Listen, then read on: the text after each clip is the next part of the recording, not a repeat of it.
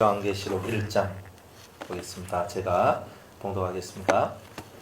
예수 그리스도의 계시라. 이는 하나님이 그에게 주사 반드시 속히 될 일을 그 종들에게 보이시려고 그 천사를 그 종 요한에게 보내어 지시하신 것이라.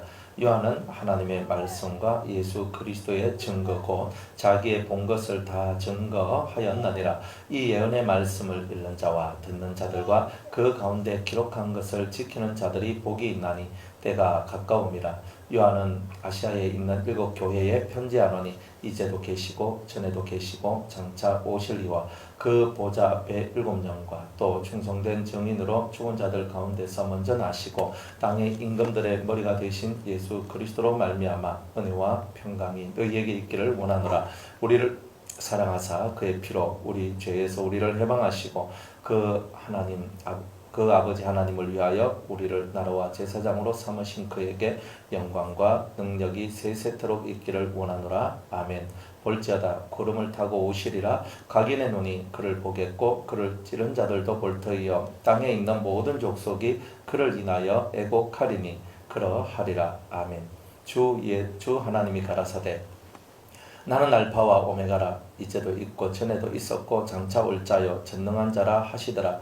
나 요한은 너희 형제요 예수의 환난과 나라와 참음에 동참하는 자라. 하나님의 말씀과 예수의 증거를 인하여 반모라 하는 섬에 있었더니 주의 날에 내가 성령에 감동하여 내 뒤에서 나는 나팔 소리 같은 큰 음성을 들으니 가로되 너 보는 것을 책에 써서 에베소, 스무나, 버가모, 두아디라, 사대, 빌라델비아, 라우디게아 7 교회에 보내라 하시기로 몸을 돌이켜 나더러 말한 음성을 알아보려고 하여 돌이킬 때에 7 금촛대를 보았는데 촛대 사이에 인자 같은 이가 발에 끌리는 옷을 입고 가슴에 금띠를 띠고 그 머리와 털의 희기가 흰 양털 같고 눈 같으며 그의 눈은 불꽃 같고 그의 발은 풀무에 단련한 빛난 주석 같고 그의 음성은 많은 물소리와 같으며 그 오른손에 7 별이 있고 그 입에서 좌우에 날성검이 나오고 그 얼굴은 해가 힘있게 비치는 것 같더라. 내가 볼 때에 그 발에 엎드러져 죽은 자 같이 되매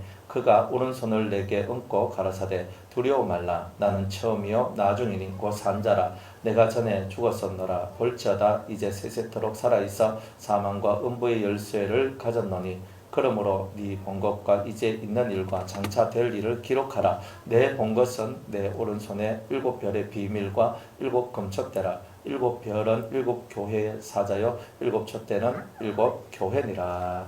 아멘. 기도하겠습니다. 은혜로우신 하나님 감사합니다. 오늘 주의 은혜로 저희들이 모여서 요한계시록 이제 첫 번째 시간 가져가심을 감사합니다. 성령께서 크게 역사해 주시사 오늘 마지막 때에 일어날 비밀들을 깨닫고 주님 오실 날을 준비하는 저희들이 될 수 있도록 은혜 베풀어 주시옵소서. 성령으로 크게 축복하여 주시기를 원합니다. 이 시간도 저희들 모두가 깨닫게 하여 주시옵소서. 예수님의 이름으로 기도드리옵나이다. 아멘. 오늘부터 이제 요한계시록을 하게 이제 되었습니다. 계시다 그러니까 감춰져 있는 것을 연다는 뜻이에요. 감춰져 있는 것을 열어놨는 책, 이게 바로 이제 계시입니다. 그게 바로 요한계시록이죠. 성경에 있는 여러 가지 예언서들이 많이 있지만 선지서들이죠.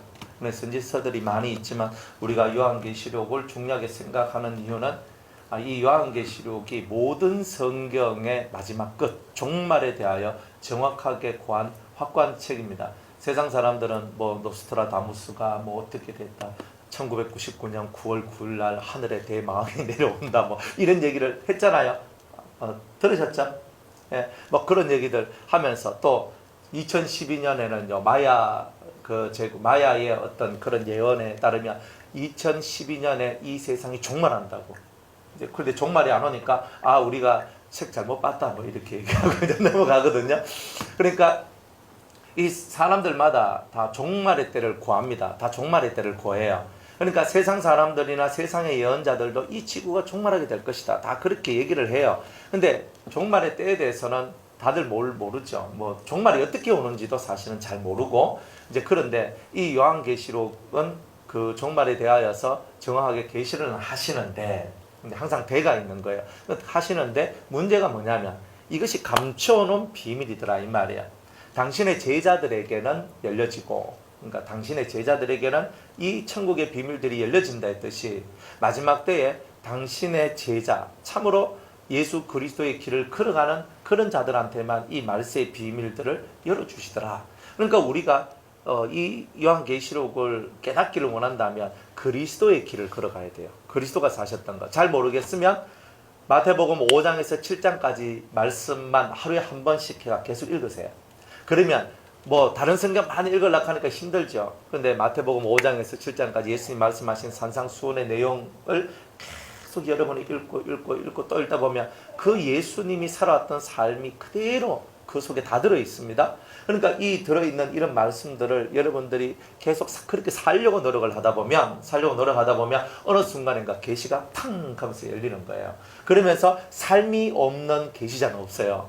우리는 그냥 이 마지막 때에 옛날에 뭐 선지자는 뭐 뽕나무 치다가 양 치다가 그죠? 뭐 하다가 밥 깔다가 주님이 그죠? 뭐 데리고 너 내 선지자라 내 말을 저기 전해라 이렇게 하셨지만 지금 이 시대에는요 주님께서 어떤 사람들한테 이 계시를 풀어내시느냐 하면 당신의 제자와 같이, 그러니까 예수 그리스도의 제자와 같이 자신의 목숨을 내려놓고 그리스도의 고난과 그리스도의 참음에 동참한 자들에게 주님은 이 계시의 말씀을 열어주시더라. 그러니까 여러분들이 이 성경을 읽을 때에 이 말씀 너무 어렵다. 그러니까 너무 어렵다. 근데 왜 우리에게 어렵냐면 그리스도의 길을 걸어가지 않으니까 그리스도의 총명하심과 그리스도의 지혜가 우리 속에 오지 않았기 때문에 그런 것이다 이 말이에요. 그러니까 여러분들이 그리스도의 길을 걸어가야지만 여러분들이 받아낼 수 있는 게 있다 이 말이에요. 그리스도의 길을 걸어가야지만. 그래서 여러분들이 여러분의 인생을 살면서 하나님 저는 그리스도의 길을 걷길 원합니다. 이게 여러분의 삶의 중심이 되어야 됩니다. 우리는 이론은 우리가 나름대로 다 가지고 있잖아요. 어떤 이론 이렇쿵 저렇쿵. 그렇지만 중요한 것은 내가 내 입술로 했는 말을 내가 지키지도 못하고 살아가는 게 사실 우리예요. 그러니까 주님 앞에 섰을 때 참 부끄러운 것이 많은 것이 우리다 이 말이에요. 그래 이제 더 이상 우리가 부끄럽게 살지 말고 정말 주님이 원하시는 그 생명의 길을 저와 여러분들이 걸어가면서 주님이 걸어가셨던 길을 내가 오늘도 답습하고 한 걸음 한 걸음 걸어가자 이 말이에요. 그래서 한 걸음 한 걸음 걸어가면서 여러분들이 길을 가다 보면 이제 이 계시의 말씀이 이 말씀이었나? 그리고 이 말씀의 때가 지금이었나? 그렇잖아요. 뭐 무화과 나무에 뭐 나무가 뭐 잎이 뭐 어떻고 저떻고 하는 때를 보라. 그러니까 이스라엘 나라의 흥망성쇠하고 다 관련돼 있구나. 그렇거든요. 그러니까 이런 때들을 알아내는 것들이 뭐냐면 그러면 이스라엘이 꽃이 피고 여름이 와서 열매를 맺는 그때가 과연 언제일까? 그죠? 이스라엘은 1900년 정도 겨울을 지났거든요. 그러다가 1945년도에 무화과 나무에 꽃이 피었어요. 그날이 무슨 날이에요? 1948년인가? 그렇죠. 그죠? 그때가 이스라엘이 독립한 날, 독립이 아니고 사실은 나라를 되찾은 날이죠. 그죠? 그죠? 그리고 1968년에 이제 이스라엘이 6.1 전쟁을 통해 가지고 자기의 영토를 거의 다 확보를 합니다. 그렇죠?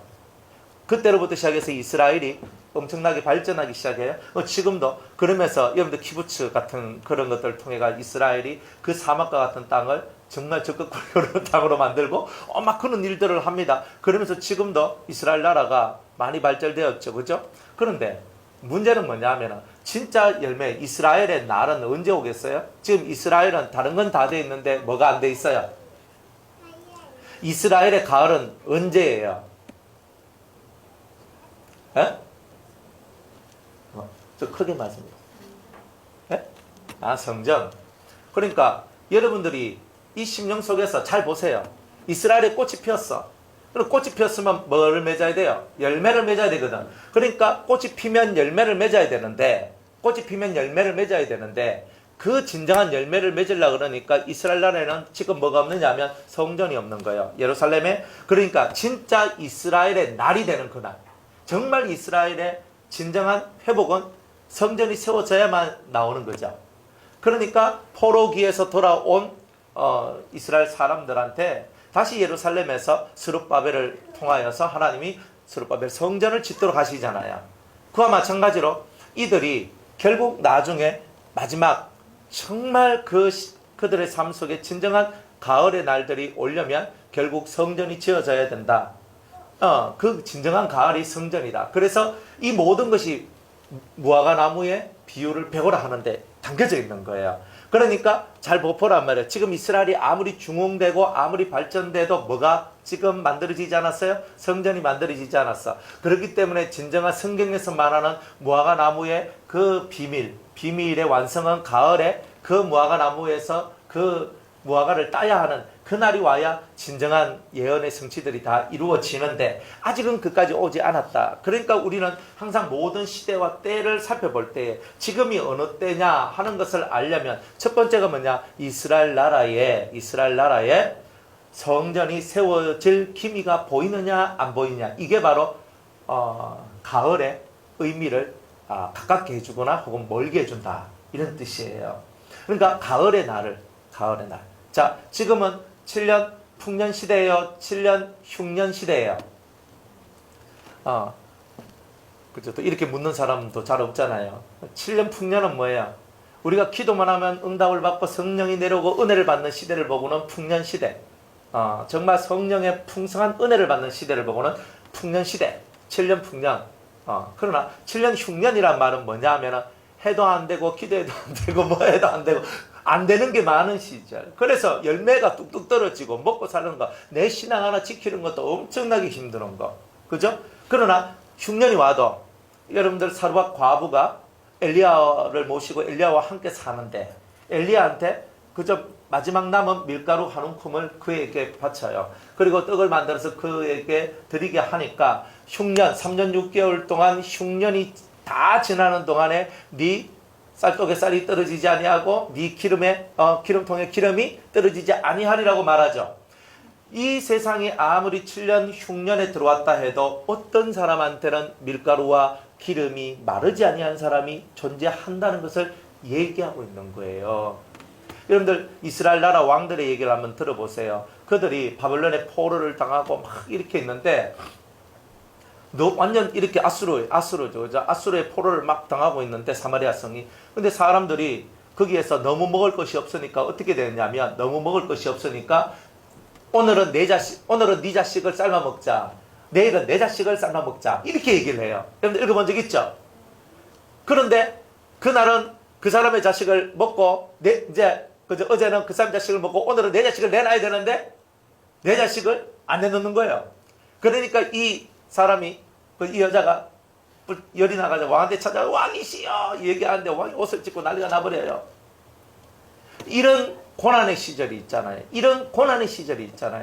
그럼에도 불구하고 그런 고난이 와도 그 안에서 살아나는 자들이 있더라 이 말이에요.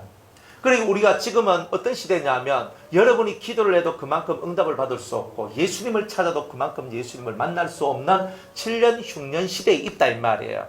그러나 여러분들이 사르밧 과부와 같은 심정으로 하나님 앞에 나아가면 여러분들은 밀가루통에 밀가루가 떨어지지 아니하고 기름통에 기름이 떨어지지 아니하고 낳지 못한 아들도 낳게 되고 지금 아들 낳는다는 뜻이 아니죠. 여러분들이 정말 원했던 진정한 심령의 소원도 이루어지는 일들이 그 흉년 시절에 다 이루어진다 이 말이에요. 그러니까 지금은 7년 흉년과 같이 우리가 정말 원하는 대로 제가 30년 전에 신앙생활 할 때는요 정말 기도하고 뭐 하면 하나님께서 응답을 빨리 주셨거든요. 근데 지금은 우리가 많은 기도를 올려도 그만큼 빨리는 응답을 잘 안 주시더라는 거예요. 그래서 이런 시절들, 이런 때들, 이런 것들을 우리가 살펴보면서 그러면 지금 우리는 이스라엘의 그 비유, 무화과 나무의 비유로 보면 지금은 7년 흉년에 속하고 다른 말로 말하면 이스라엘의 여름이 왔는데 여름에 물이 떨어지지 않는 극심한 가뭄에 해당하는 그런 날이 지금 우리에게 왔다라는 거예요. 그러니까 이런 날들 속에서 우리는 뭘 해야 되나? 그래서 베드로후서 3장에는 이런 말씀을 쓰고 있죠. 한번 찾아볼게요. 베드로후서 3장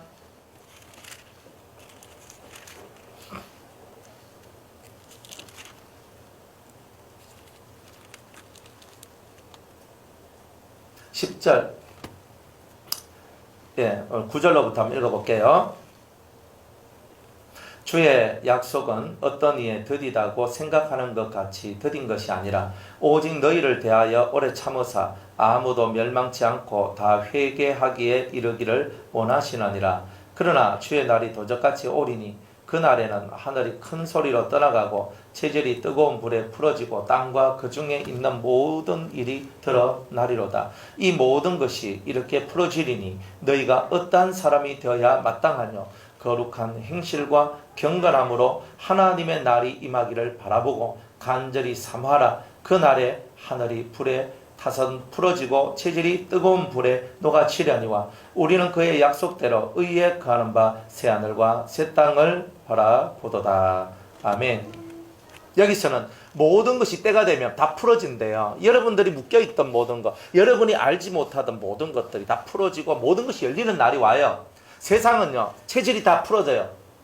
그리고 여러분들 속에 있는 의욕이 다 풀어져요. 그러니까 이 요한계시록의 말씀들이 이루어지는 그 날들이 온다 이 말이에요. 그날은 반드시 오는데, 모든 것이 풀어지는데, 이 날들이 오는데, 이 날을 너희들은 어떻게 맞이해야 되겠냐?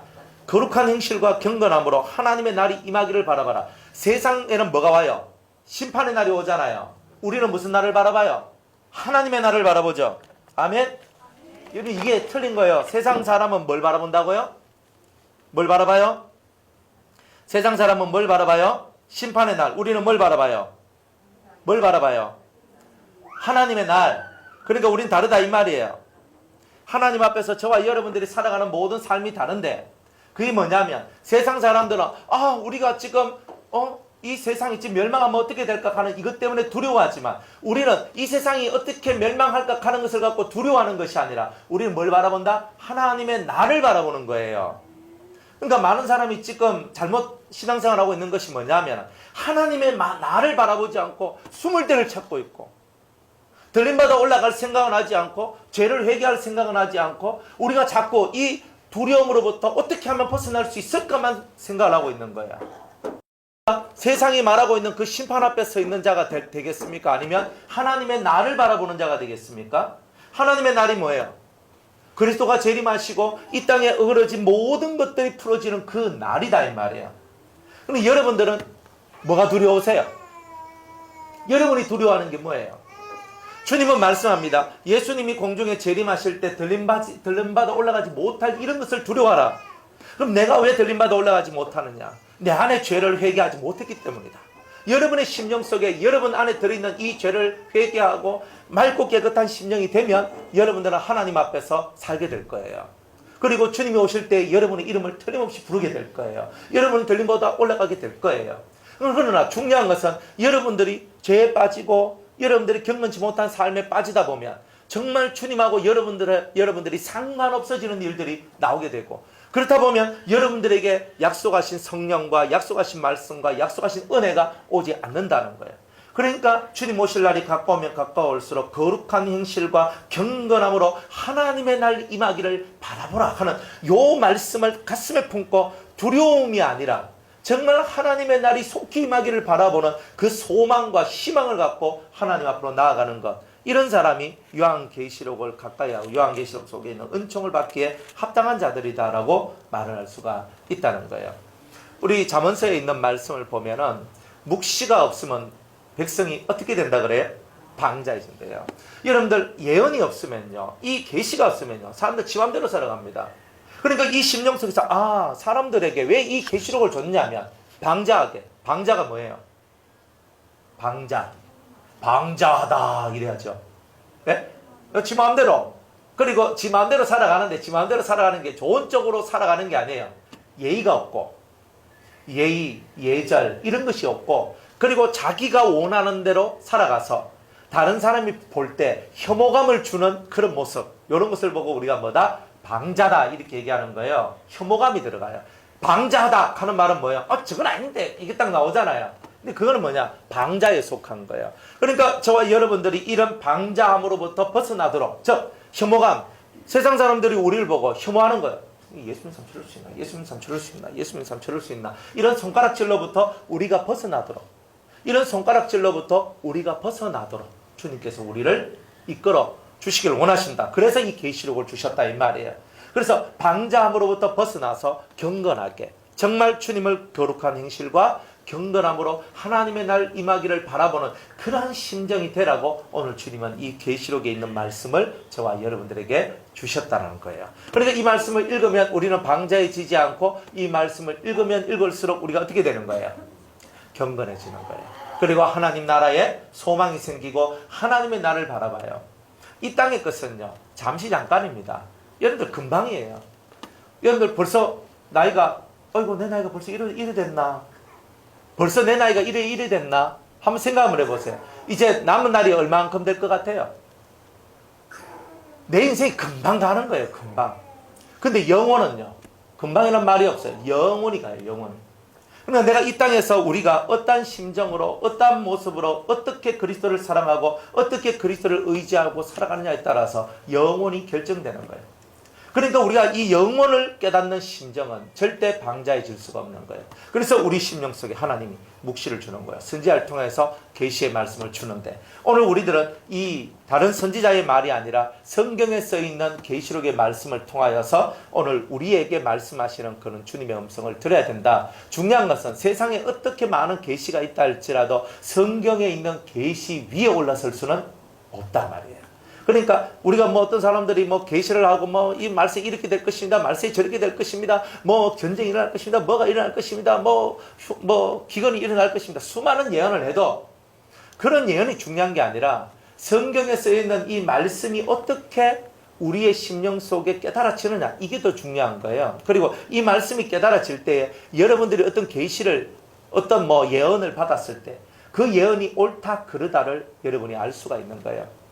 사람들이 이 계시가, 여러분들 하나님께서 우리에게 주시는 말씀이나 이 메시지들을 여러분들 자세히 살펴보면 우리를 경건하게 만들고 우리를 거룩하게 만드는 메시지가 있고 그렇지 않는 메시지가 있다는 거예요. 그러니까 잘 깨달아야 되는 거예요. 기도를 하는데 왜 해요? 우리를 경건하게 만드는 기도, 우리를 거룩하게 만드는 기도, 우리를 회개하게 만드는 기도, 이런 기도들이 저와 여러분의 심령 속에서 올라와야 되겠죠. 그러니까 이런 것들이 올라오도록 만들어내는 것들이 계시다 이 말이에요. 그러니까 요한계시록 읽으면 읽을수록 우리는 뭐가 되겠어요? 회개가 되고 주님 앞에 무릎을 꿇고 엎드러지게 되는 거. 그래서 계시록을 읽는 거다 이 말이에요. 그러니까 이런 삶으로부터 벗어나게 하면 안 돼요. 벗어나게 하면 안 돼요. 우리가 이 계시록을, 어떤 분들은 순교 중심으로 이 계시록을 푸는 분들도 있고요. 어떤 분들은요, 어떤 분들은 7년 대환란 오기 전에 우리가 다 들마다 올라간다, 이런 분도 있고, 순교 중심은 뭐냐면 7년 대환란을 우리 모든 성도들이 다 지나간다, 지나가서 지상재림하시는 예수를 만난다, 이런 분들도 있어요. 어떻게 믿든지 간에 다 그들 이 믿는 믿음 속에서 살면 돼요. 하지만 성경이 말하고 있는 그리스도의 재림의 원리와 원칙 등을 깨닫고 가야 우리가 헛발질을 하지 않을 수 있어요. 여러분들 헛발질 세게 하면 사람이 어떻게 될까요? 파당 하면서 넘어지죠. 그러니까 여러분들이 성경을 잘 깨닫고 이 성경 속에 있는 은혜를 제대로 알아야지만 헛발질이 안 나오고, 헛발질이 안 나올 때 여러분이 안 넘어져요. 신앙이 넘어지는 이유는요, 헛발질을 잘하기 때문에 신앙이 넘어지는 겁니다. 여러분이 뭔가를 딱 깨닫고 아하 하는 게 딱 왔을 때 헛발질 안 해요. 그런데 그게 없으면 헛발질이 나오는 거예요. 사람들은 다 그것이 중요한 거예요. 그래서 여러분들이 이 계시록에 있는 말씀을 읽고 듣고 이것을 깨달아서 이제 헛발질 그만하고 이제 여러분이 가는 길을 어떻게 가야 되냐? 씩씩하게 표대가 저기 있어. 딱 보고 가야 돼요. 내가 어디로 가야 되는지 알면 노선이 정확하죠. 제가 오늘 나는 어디 갈 거야. 근데 어디 갈 거야 하면 길이 머릿속에 생각이 나야 안 나요? 나잖아요. 여러분 길이 생각이 나면 다른 데로 흘러가야 안 가요? 웬만해서는 잘 안 가죠. 한 번씩 정신 없는데 여기서 뭐 이거 타야 되는데 반대편에서 저거 타보고 뭐 가끔가다 이런 게 있어요. 저도 한 번씩 이렇게 차 운전을 하고 가잖아요. 제가 이 대구에서 딱 가면 포항 가는 길은 왼쪽, 부산 가는 길은 오른쪽인데, 부산 가는 횟수가 이제 많다 보니까 가다가 포항 가야 된다 하고 왼쪽으로 가다가 왼쪽으로 가야 되는데 제가 부산 쪽으로 씩 가는 거예요. 그럼 고속도로에서 길 한 번 잘못 들면요, 한참 빙빙 돌잖아요. 그러니까 막 한참 가가지고 빙 돌아가지고 또 샥 와요. 그러니까 이런 일들이 있더라. 그러니까 이런 일들은 있어도, 그러나 정확한 길을 알면 내가 설령 잘못 갔다 할지라도 빨리 돌이켜서 내 길을 갈 수가 있다 이 말이에요. 그러니까 우리가 요한계시록을 배우는 이유가 뭐냐? 정확한 길을 알고 내가 살짝 잘못 가도 빨리 돌아오자. 그리고 우리가 우리가 정말 이 마지막 때에 가져야 될 신앙이 어떤 신앙이 되어야 하느냐, 이걸 정확하게 가지게 될 때에 여러분들의 인생 속에서 낭비되는 시간이 없게 될 것이다 이 말이에요. 시간은요 아까운 거예요. 여러분들이 어떤 삶을 살든지 시간은 모든 사람들에게 동일하게 주시는 거예요. 여러분들에게 주신 시간들은요 한번 지나가면 오지 않아요. 이렇게 살든 저렇게 살든 한번 지나가면 오지 않아요. 안 그렇습니까? 여러분들 편안하게 살든 아니면 뭐 꽉꽉 쪼여 살던 누구에게나 24시간은 하나님께서 동일하게 주신 거예요. 하나님께서 어떤 사람한테는 내가 너한테는 14시간만 주고, 어떤 사람 24시간 주고, 어떤 사람 34시간 주고, 어떤 사람 하루에 100시간을 줬어. 하나님은 그렇게 하지 않아요. 하나님은 공평하기 때문에 모든 사람들 입에서 어떤 불평도 나오지 않도록 나는 너에게 동일하게 24시간이라는 시간을 주었고, 동일하게 네가 말 성경을 들고 읽을 수 있는 시간을 주었다는 말이에요. 그러니까 주야로 묵상할 수 있는 시간을 누구한테든지 간에 하나님은 다 주셨다는 말이잖아요. 그러니까 우리가 하나님 앞에 섰을 때 이 성경을 들고 있는 우리는 부인할 수 없는 게 있다 이 말이에요. 네가 왜 이 성경을 읽지 않았느냐? 네가 왜 이 성경을 가까이 하지 않느냐? 성경 읽어요. 요한계시록 100번 1000번 읽어요. 읽어야 되는 거예요. 우리가 이 성경을 안 읽으면 어떻게 돼요? 그 뜻을 이해할 수 없고 그 뜻을 깨달을 수 없잖아요. 그러니까 읽어야 되는 거예요. 그래서 이 묵시를 통하여서, 이 계시를 통하여서 우리의 방자함이 사라지고 우리가 경건함으로 나가기 위하여 오늘 이 마지막 때에 정말 이 방탕한 세월 속에서 우리가 방탕하지 않도록 만들어내기 위한 은혜가 바로 이 말씀들이다. 그럼 마지막 때에는 어떤 일들이 일어나는가? 누가복음 한번 찾아볼게요. 누가복음 21장 34절.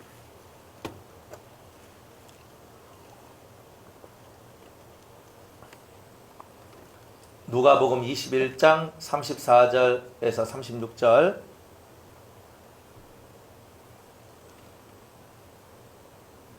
예, 너희는 스스로 조심하라. 그렇지 않으면 방탕함과 술 취함과 생활의 염려로 마음이 둔하여지고 뜻밖의 그날이 덕과 같이 너희에게 임하리라. 이 날은 온 지구상에 거하는 모든 사람에게 임하리라.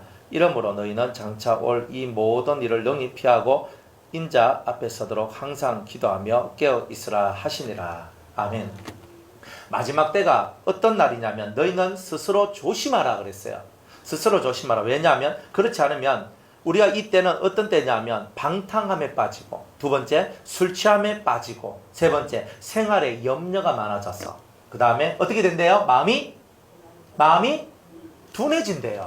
그러니까 여러분들이 지금 이때가 어떤 때냐면 여러분들이 방탕이 나올 수 있고 술 취함이 나올 수 있고 생활에 염려가 나올 수 있는 거예요. 그러다 보니까 마음이 총명하지 못하고 마음이 지혜롭지 못해서 여러분들이 이 마음이 뭔가를 깨달아야 되는데 이게 띵 해가지고 못 깨닫는 이런 일들이 나오더라 이 말이에요. 그래서 마음이 둔하여진다 이 말이에요. 그러니까 마음이 둔하여지면 그 다음에 무슨 일이 일어나요? 이 다음 게 중요하잖아요. 뜻밖에가 마음이 둔하여진 자한테는 뜻밖의 그날이 덕과 같이 너희에게 임하리라. 그날이 언제예요? 그리스도가 재림하시면서 세상의 7년 대환란이 탁 펼쳐지는데 뜻밖의 이게 왜 왔지? 뜻밖의 딱 오게 되는 거예요. 이런 일들이 오게 되는 거예요. 그러니까 이런 일들이 오지 않도록 우리의 마음을 준비하는 거예요. 그래서 이날은 온 지구상에 거하는 모든 사람에게 임하리라. 이날 7년 대환란을 얘기하죠. 이러므로 너희는 장차 올 이 모든 일을 능히 피하고 인자 앞에 서도록. 이 모든 일을 피하는 일이 있다는 말이에요? 없다는 말이에요? 있다. 7년 대환란을 피할 수 있는 날도 있고 마음이 둔하여지면 이 7년 대환란을 피하지 못하고 덕과 같이 임하는 이 날에 내가 들어갈 수밖에 없는 그것이 있다라는 것을 우리한테 말씀하고 있는 거죠. 그래서 능히 피하고 인자 앞에 서도록 항상 우리는 뭘 해야 돼요? 기도하며, 두 번째 깨어 있으라. 뭐가? 영이 깨어 있는 거야. 그러면 영이 깨어 있다는 것을 어떻게 알아요? 여러분들 마음속에서 영이 깨어 있다는 말을 이루기 위해서는 그 앞에 뭐가 있냐면 기도하며가 시작되는 거예요. 그러면 기도하며가 뭐예요? 하나님 앞에 여러분의 마음을 집중하는 거예요. 집중하는 거예요. 하나님 하는 요게 집중이 쫙 되면서 올라가야 돼요. 하나님 앞에 여러분 마음을 집중하면 영이 깨어나요. 하나님 앞에 여러분이 집중하지 아니하면 영이 깨어나지 않는다. 그러면 항상 여러분들은 예수님이 여러분 바로 앞에 있고 5발자국 뒤 공중 저 하늘에 하나님의 보좌가 있다라고 항상 상상하고 그것을 바라보며 기도하라 그랬죠.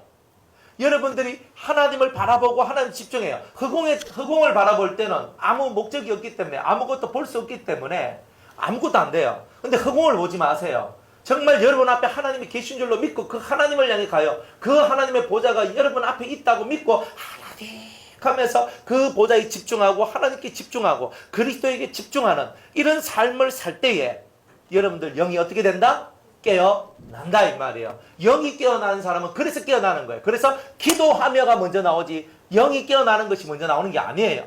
그래서 기도하며 다음에 뭐다? 영이 깨어난다 이 말이에요. 그래서 여러분들이 깨어있으라 그래서 영이 깨어있어야 돼요. 왜 영이 깨어있냐면 주님이 공중재림할 때는 이거는 영적인 재림이거든요. 영적인 재림이기 때문에 예수님께서 공중에서 여러분의 이름을 불러요. 누구누구야 라고 부른다 이 말이에요. 그럴 때 딱 부를 때 내 영이 깨어있는 사람은 누구누구야 할 때 어떻게 돼요? 누구누구야 하는 이름 소리를 듣게 된다는 말이에요. 근데 영이 둔하시면 어떻게 돼요? 누구누구야 캤는데 주님은 사랑스러워서 캤는데 물론 가지도 않아요. 둔하신 사람한테. 그런데 못 듣는단 말이에요.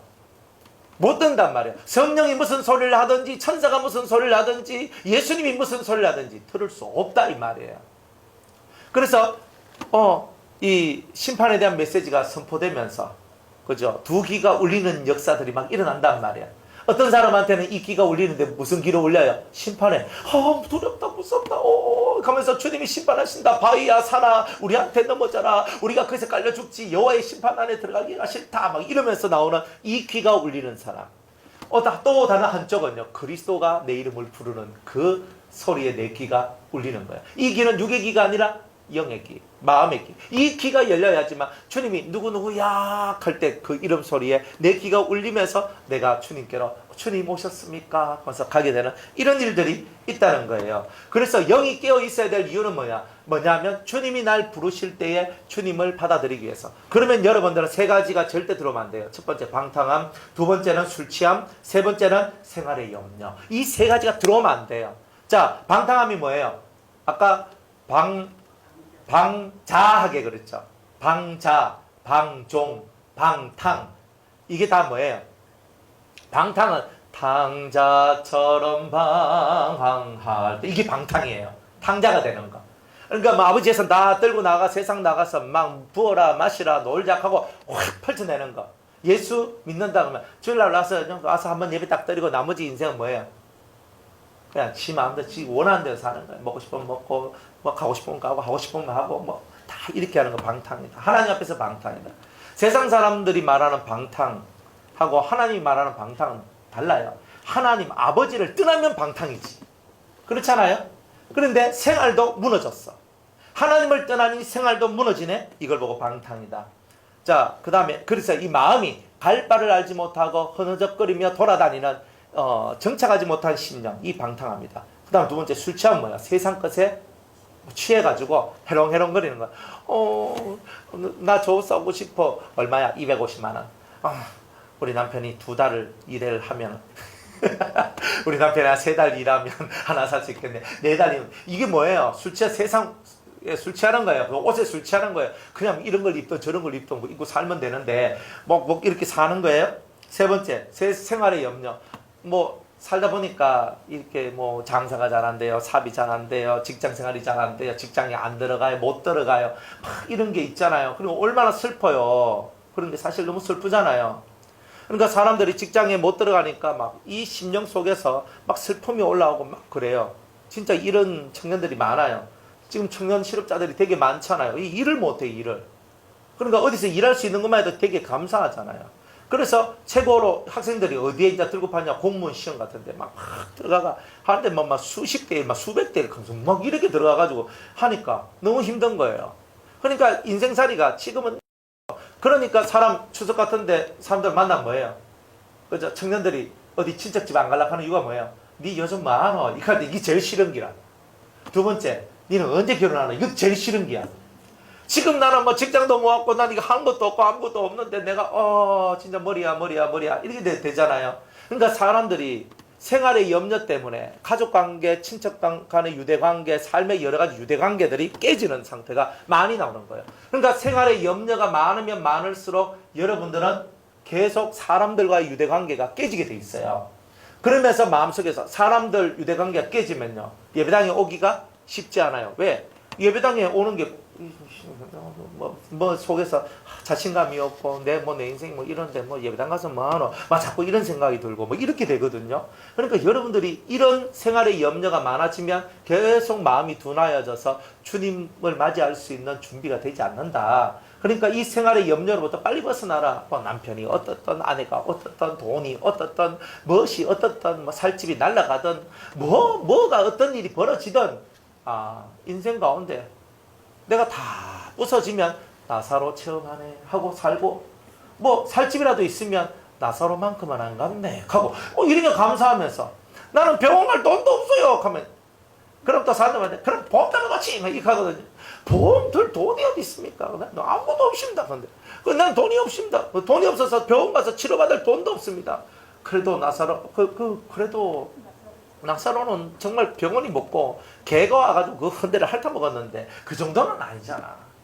그러니까 우리가 참 보면요, 하나님께서 감사한 거예요. 하나님께서 우리에게 주신 은혜 감사한, 내가 망하여도 아주 엎드러지지 않는 것이 있더라 이 말이에요. 그렇잖아요. 여러분들이 망해도요 아주 망하지 않도록 해주시는 게 하나님이라니까요.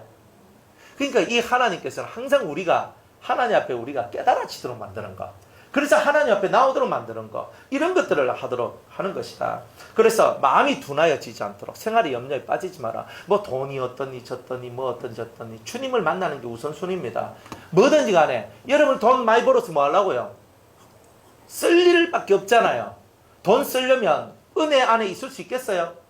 없어요. 돈이 많으면 은혜 안에 있을 수 없어. 내가 돈이 없으면 백화점 가고 싶어도 안 가. 시장 가고 싶어도 안 가. 살 게 없어. 많은데 사실은. 맞죠? 그러니까 자연스럽게 방 안에 콕 박혀가지고 딱 들어있고, 그 다음 또 뭐예요? 하나님 앞에 할 일이 없어. TV나 보고 있겠습니까? 전기가 아깝다. 돈 안 들고 내가 쌈박하게 살 수 있는 방법이 뭐냐? 성경 읽기, 기도하기. 돈 하나도 안 들어. 그러니까 하나님께서 이렇게 만든다니까요. 말세에 부가 쌓이면 안 돼요.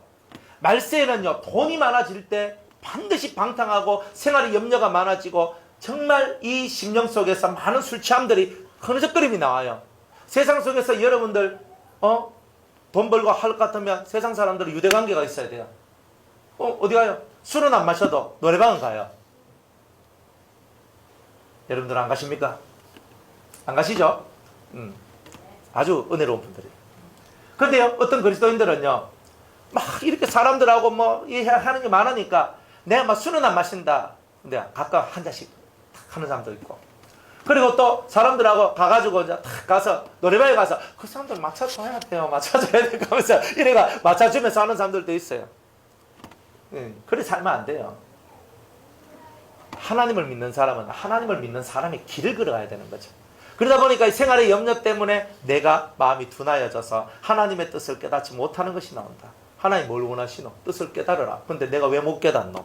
그러니까 이 염려들이 내 모든 영의 길을 가로막고 있다. 자, 이런 겁니다. 그래서 이런 날들이 우리에게 오지 않도록 우리들은 항상 이렇게 우리 자신들을 준비하고 살아가야 된다는 거예요.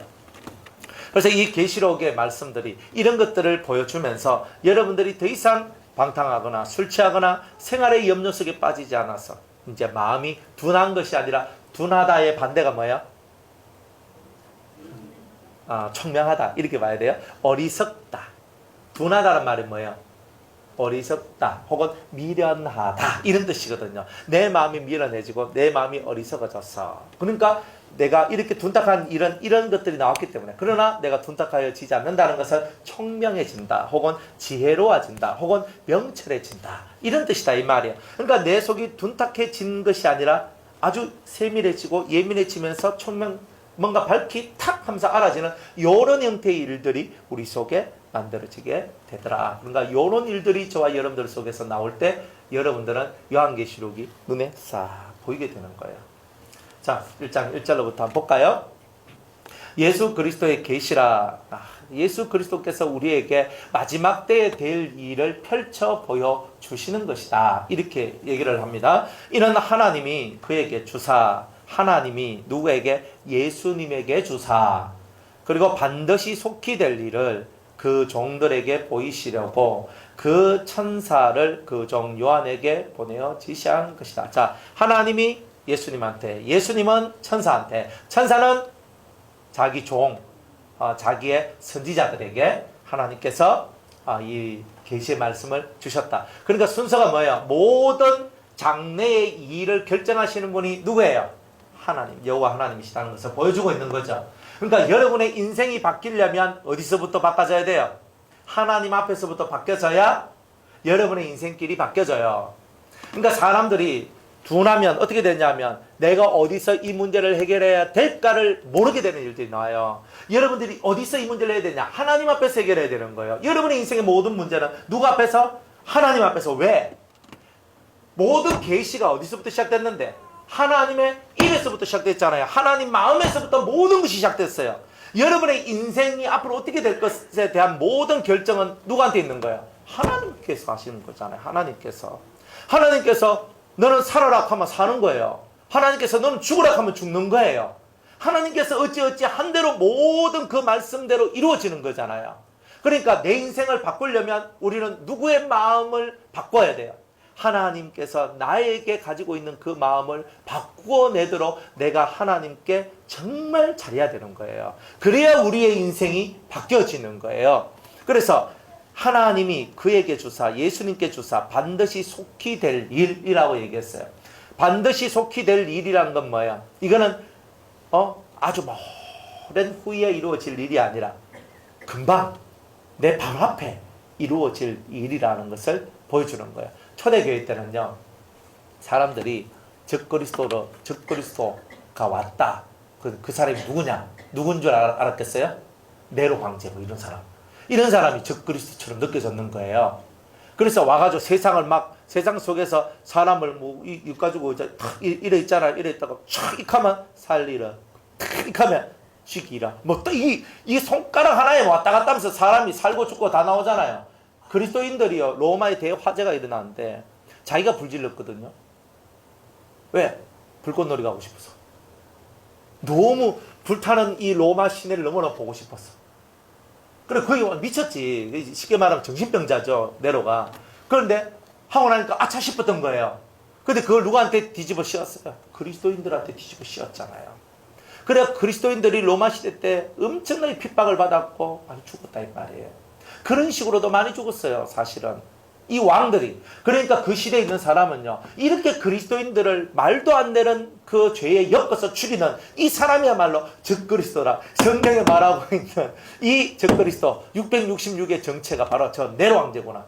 놀라운 얘기를, 라틴어 네로를 숫자로 바꾸니까 666이더라는 거예요.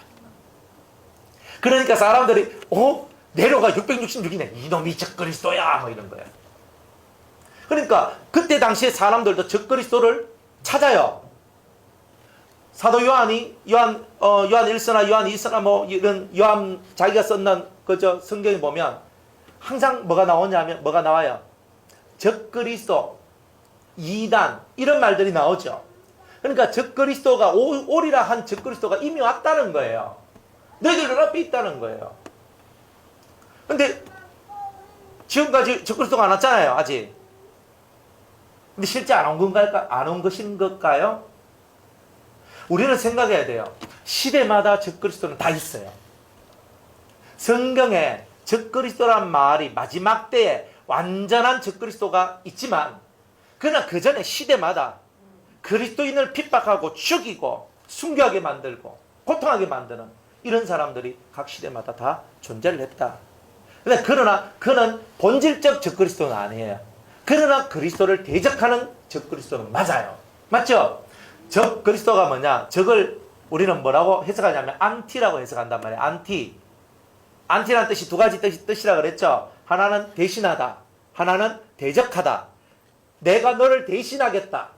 내가 예수 대신에 내가 섰다. 그러면 무조건 적그리스도예요. 그러니까 지금 이 시대도 뭐예요? 문선명이가 난 예수 형님이다. 이 적그리스도죠. 안 그래요? 예수님의 보혈의 공로를 가지고 우리가 죄사함 받을 수 없는 것처럼 말하는 모든 사람들은 다 뭐예요? 적그리스도입니다. 예수 그리스도 외에 또 다른 길을 열어놓은 사람은 다 적그리스도입니다. 예수님 외에 다른 구원자가 있다? 다 적그리스도입니다. 맞죠? 종교의 교주들이 적그리스도가 되는 이유가 뭐예요? 예수님 외에 다른 구원자가 있다고 말하기 때문이에요.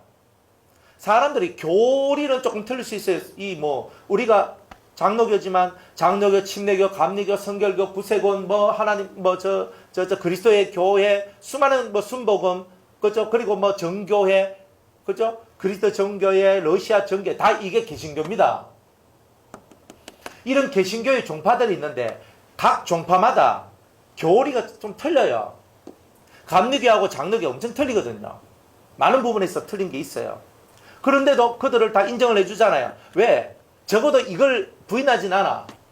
뭘 부인하지 않냐면 그리스도 외에는 다른 구원자가 없다. 여기서 하나가 됐기 때문에 우리는 다 한 형제다 이 말이에요. 그리고 적어도 사도신경을 인정하잖아요. 요즘 시대는 얼마나 혼탁하냐면 사도신경 그거 외우지 말라 하는 사람도 있어요. 그 위험한 사람들이에요. 사도신경이 사도들이 만든 것은 아니에요. 그렇지만 그 사도들의 신앙을 이어받은 고대, 우리가 초대교회 교부들이 이 사도들의 신앙 고백들을 다 받아서 그걸 갖고 우리가 이렇게 고백을 하는 거거든요. 사람들이 어디서 자꾸만 이 말장난을 하고 자꾸 그러냐면 본디오 빌라도에게 고난을 받았어. 그거 아니지 않습니까? 라고 얘기를 하는 거예요. 여러분, 본디오 빌라도에 의해서 사형언도가 났고 그리고 십자가에 달리게 되는 모든 것이 아무리 유대인들이 와서 소리를 쳐도 빌라도가 언도가 안 내리면 예수님은 그 골고다 언덕에서 십자가를 지고 가고 채찍에 맞고 못을 박는 이런 일들을 당하지 않았을 거다 이 말이에요. 그러니까 유대인들한테 고난을 받은 것은 맞지만 하지만 최종적으로 예수님이 골고다를 언덕을 지나서 갈보리 언덕에서 십자가에 못 박혀 죽는 것까지의 그 모든 스토리는 누구에 의해서 나온 거예요? 빌라도에 의해서, 남에 의해서든 사람들에 의해서든 자기가 언도했기 때문에 자기가 방망이를 때렸기 때문에 그 모든 것이 나온 거예요.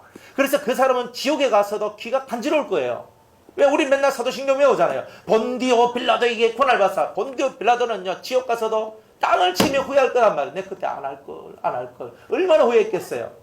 그런 얘기예요. 그런데 그걸 들고 올라가가지고 본디오 빌라도가 아니다. 이거는 유대인들의 작당이다. 유대인들이 자기네들의 죄로부터 벗어나기 위하여서 거기에 본디오 빌라도를 올려 세웠다. 이렇게 얘기하는 거예요. 근데 그런 말 할 거 없어요.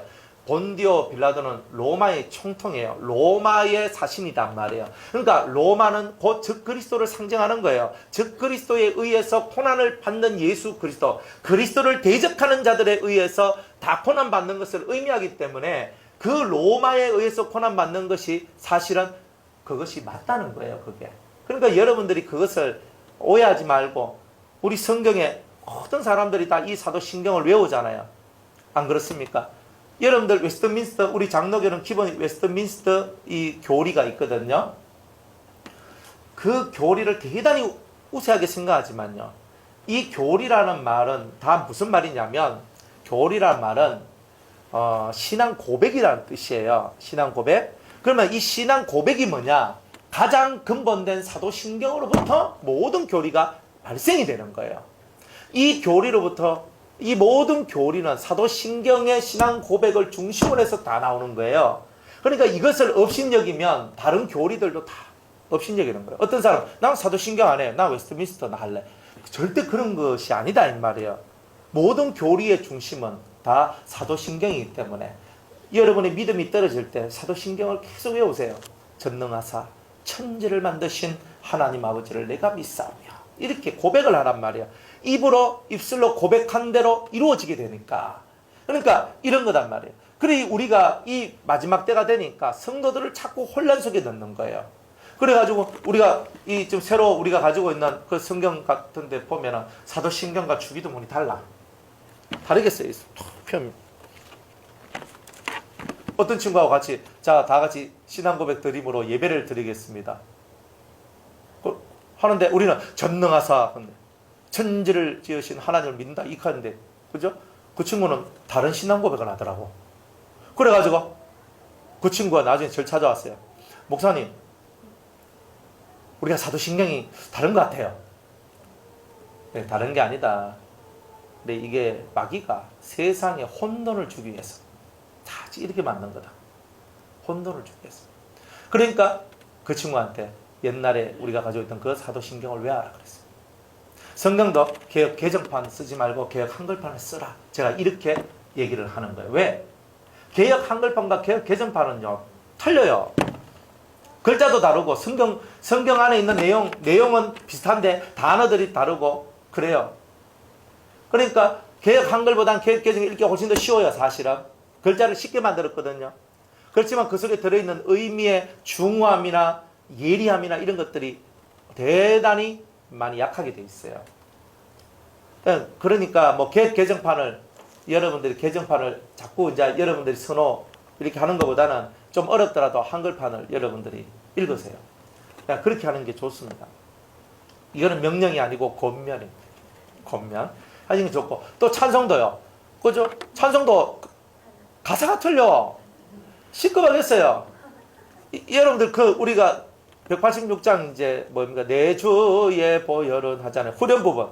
내가 주께로 지금 가오니 골고다에 가는데 얘는 십자가에 가고 있는 거예요. 주여. 진짜 주여가 나오는 거예요. 아니 목사님 골고다나 십자가나 뭐가 다릅니까? 뭐 골고다 해도 상관없고 십자가 해도 상관없잖아요. 상관없어요. 그런데 우리들 심령 속에는 골고다의 보혈로가 되어 있는 거예요. 이미 찬송을 부를 때. 그런데 이제 지금 자라나는 세대들은요 십자가의 보혈로 이렇게 하고 있는 거예요. 그러니까 뭐예요? 충돌이 일어나는 거예요. 이게 말의 충돌은 신앙의 충돌이고 의미의 충돌이에요. 의미와 십자가의 의미는 다르잖아요. 근데 의미 충돌이 나도록 만드는 거예요. 그러면서 마귀가 웃고 있는 거예요. 싸워라 싸워라 계속 싸워라. 그러니까 우리가 뭐 개혁 개정 개혁 한글판과 끊임없이 싸우도록 만들고 그러면서 성도들은 에이씨 모르겠다 하면서 내가 원하는 대로 하겠다 하면서 막 그렇게 왕이 없는 자기 속에는 옳은 대로 살도록 다 그렇게 만들고 있어요. 그러니까 얼마나 안타까운 얘기예요. 그러니까 여러분들이 이런 마귀의 장난들에 여러분들이 자꾸 끼어들면 안 된다. 항상 우리가 힘들고 어렵더라도 주님이 우리에게 주신 원칙과 원리 속에서 우리가 신앙생활을 하는 것이 가장 깔끔하다. 이 말입니다. 그러니까 여러분들이 이런 신앙생활을 할 때에 이 세상의 이 흐름, 혼돈의 흐름 속에서 여러분이 벗어나요. 바벨탑을 쌓는 것이 다른 게 아닙니다. 바벨탑은 뭐냐? 여러분들 속에 바벨이 있는지 없는지 어떻게 알아요? 여러분 속에 혼돈이 있으면 이미 바벨이야. 그건 바벨이라고 말할 수밖에 없는 거예요. 하나님은 정확하고 깨끗하고 완전하고 흠이 없단 말이에요. 그 하나님을 바라보고 나도 가면 되는 거예요. 뭘 봐요? 우리 성경을 그냥 펑거 들고 다니는 건 아니잖아요. 성경 읽으세요. 10번, 100번, 1000번, 10,000번이라도 읽으세요. 왜 성경 안 읽어? 성경 읽어야 되는 기라. 그죠? 성경을 읽으면서 여러분이 스스로 하나님 앞에 지혜를 달라고 구하세요. 그리고 총명을 달라고 구하세요. 바벨의 역사들은 다 마귀의 역사예요. 하나님은 우리를 어지럽히는 하나님이 아니라 그랬죠. 하나님은 어지럽히지 않고 화평의 하나님이시라 그랬거든요. 옛날에 제가 고린도전서 시험 교회에서 성경고사 대회 뭐 이런 거 유성계에서 했거든요. 지금은 제가 이렇게 오후에 밑에 변화산 오고 이러니까 제가 그거를 지금 못했어요. 그 변화산 오면서부터. 그래 제가 그걸 전통으로 만들었거든요. 근데 뭐냐면 성경 시험을 했어요. 그래서 성경 시험을 하는데 고린도전서가 이제 고린도전서를 갖고 성경 시험 문제를 냈어요. 전서 후서 이걸 갖고. 그래서 하나님은 갈로 넣기 문제인데 하나님은 뭐 하나님이시다. 뭐 이렇게 제가 갈로 넣기 문제를 냈는 거예요. 그러니까 하나님은 갈로 안에 있는 거 이제 했는데 보통 사람이 하나님은 질서의 하나님이시요 어지러움의 하나님이 아니시다 그랬잖아요. 근데 하나님은 화평의 하나님이시다. 어지러움의 하나님이 아니요 화평의 하나님이시다. 이렇게 이게 답이에요. 그런데 어지러움의 하나님이 아니요 질서의 하나님. 질서를 너무 많이 써놨어. 근데 사람들이 하나님은요 어지러움의 반대를 뭘로 보느냐면 화평으로 보고 있는 거예요. 여러분의 심령이 화평치 못하면 다 어지럽고요. 어지럽지 않다는 말은 심령이 화평하다는 뜻이에요. 맞죠? 그러니까 여러분들이 성경적 원리를 깨달아야 된단 말이에요. 우리가 국어적 원리를 깨닫지 말고 어지러움 아닌 혼돈의 반대는 질서 아니야. 혼돈의 반대는 성경적 개념은 화평이다 이 말이에요. 아하. 그러니까 우리 속에 화평이 깨졌으니까 내 속에 어지럼이 왔고 바벨의 역사가 왔구나. 그러니까 여러분들이 이런 바벨의 역사들이 사라져야지만 여러분이 깨끗해져요. 몸도 마음도 깨끗해져요. 그러니까 이 깨끗해진 상태에서 하나님 앞으로 여러분들이 나아가게 된다는 거죠. 자, 그래서 주님은 이 말씀을요, 속히 될 일이라고 했어요. 그 시대에도 다 적그리스도가 있다 이 말이에요. 다 그 시대마다 그리스도를 대신하고 그리스도를 대적하는 거예요. 내가 그리스도를 대신하겠다. 혹은 그리스도를 대적하는 거예요.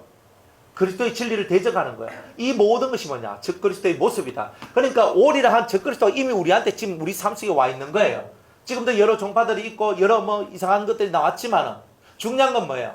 예수님이 부족하다 이러면 다 이건 적그리스도입니다. 예수님은 절대 부족하지 않죠. 예수님 말고 또 다른 게 필요하다 그러면 그건 다 이다입니다. 그건 다 잘못된 겁니다. 그러니까 여기에서 1차적으로 우리의 형제인지 아닌지는 어떻게 알아요? 예수님 외에 다른 게 필요하다고 하면 이거는 우리하고 같이 길을 걸어갈 수 없는 사람이에요. 예수님 외에는 없어요. 다른 길은 없어. 어떤 사람도 예수님을 대신할 수 없어. 어떤 신령하고 능력 많고 어떤 최고의 권세를 가지고 있는 사람도 예수님을 대신할 수 있는 건 없어요. 내 피가 아니라 예수의 피예요. 짐승의 피도 아니고 예수의 피만이 우리를 살리고 예수의 길, 예수의 사상만이 우리를 살리는 거예요. 여기에서는 떨어지면 안 돼요. 근데 여기를 이 기본적인 것에서 부인하면 이거는 적그리스도예요. 이거는 모든 것의 중심이거든. 기준이거든. 그러니까 사람하고 대화하고 나눌 때에 예수님 외에 다른 게 있다라고 말하면 적그리스도라고 지정해도 됩니다. 그건 적그리스도입니다. 적그리스도가 멀리 있는 게 아니에요. 우리 곁에 있어요. 부처 믿는 사람들, 뭐 천주교 믿는 사람들, 아이고 뭐 종교가 별거 있나? 우리 마음 수양하고 뭐 착한 일하고 우리가 뭐 천국 가면 되지. 그것들 다 적그리스도입니다. 그리스도를 대적하고 그리스도를 대신하잖아요. 다른 길이 없잖아요. 개신교 목사님이 절에 가가지고 또 WCC나 이런 데 가가지고 우리는 다 형제입니다. 뭐가 형제예요? 우리는 형제 아니에요. 그리스도만이 우리의 구원자다. 그리스도 외에는 우리의 구원자가 없다고 하는 자들이 우리의 형제예요. 나머지는 내가 피를 나누어도 그 사람은 하늘나라 세계 속에서는 나의 형제가 아닌 거야. 진정한 형제의 의미를 깨달아야 되는 거예요. 누가 우리의 형제예요? 예수 그리스도를 구주로 영접하고 성령을 받고 예수 그리스도 외에는 다른 길이 없다고 말하는 그들이 우리의 형제예요. 그들하고 싸울 필요 없어요. 무엇이라 하면요. 그래 알았다. 네 뜻대로 해라 하면 됩니다. 그러나 진리에서 떠나고 죄 짓는 일을 할 때는 막아야지. 그러니까 우리가 이런 개념을 갖고 살아갈 때 우리의 삶이 복 있는 삶이 된다 이 말이에요. 그러니까 같은 우리 형제 자매, 성령 받은 우리 형제 자매끼리는 천국 가서 우리가 살아야 될 사람끼리는요. 잘 살아야 되는 거예요. 그죠? 저는 항상 생각합니다. 천국 가서 우리 다 볼 거잖아요. 안 그래요? 뭐 제 보기 싫다고 천국 안 올랍니까? 그건 아니지. 그죠? 우리는 서로가 다 뭐예요? 천국 갈 백성들이야. 그러니까 천국 우리가 좀 잘 살든 못 살든 뭐 어떻게 했든 일단 우리 천국 백성이니까 천국 가서 살 거 아니에요. 그죠? 근데 놀라운 얘기는요. 천국 가면요. 시름이 없어. 지금은 시름이 있는데 그때 가면 시름이 없는 세상이에요. 저는 그 세상이 너무 소망이 돼요. 천년왕국이 되면요. 사람을 싫어하거나 사람을 미워하는 게 없어요. 왜 없냐면 마귀가 없는 세상이거든. 그런 것이 거의 없어요. 그런데도 그 중에 별종들, 죄의 별종들이 하나씩 나와가지고 또 미워하고 안 좋은 악을 펼치는 자들이 많아요. 그러니까 우리가 뭘 만들어내냐면 그리스도의 나라를 만들어내야 돼요. 그리스도의 나라를. 그러니까 그리스도의 나라를 만들어내려면 우리 심령에 평화가 와야 돼요. 평화가 어떻게 와요? 남을 미워하거나 정오하거나 대적하거나 할 필요가 없어요. 악한 자가 와서 오른편 뺨을 때리면 왼편을 돌려대고 오리를 가자면 심리를 가고 원수를 사랑하고 너를 핍박하는 자를 위해서 기도하고 맞죠? 누군가가 여러분을 위해 핍박한다 해보세요. 제가 막 강단에서 누르고 막 장집사님 인간이 그렇게 할 수 있습니까? 하면서 제가 막 소리를 지르고 막 그랬어요. 제가 막 예배 시간만 되면 막 장장장장 하니까 뭐 지연만 나오면 저번에 막 죽을라 하는 거야. 막 이렇게 돼요. 하나님 목사님 입을 틀어막아 주세요. 그죠? 뭐 이렇게 기도 안 나오겠습니까? 근데 그렇게 기도하면 안 돼요. 맨날 두드려 패고 맨날 두드려 패도 하나님 제가 얼마나 못 나빠졌으면 하나님 저 목사님을 통하여 맨날 저를 두드려 패십니까? 제가 정신 차리게 하여 주옵소서. 그리고 제가 변화되면 우리 목사님 입에서도 저를 두드려 패는 게 사라지겠죠. 주님, 제가 변화되게 하여 주옵소서. 이렇게 가는 게 예수쟁이의 모습이지. 그죠? 계속 하니까 막 딱 찾아와가지고, 목사님, 예배 시간마다 그런 소리 하시면 안 되시죠? 그럼 목사님이 그렇게 할 도리가 아니시죠?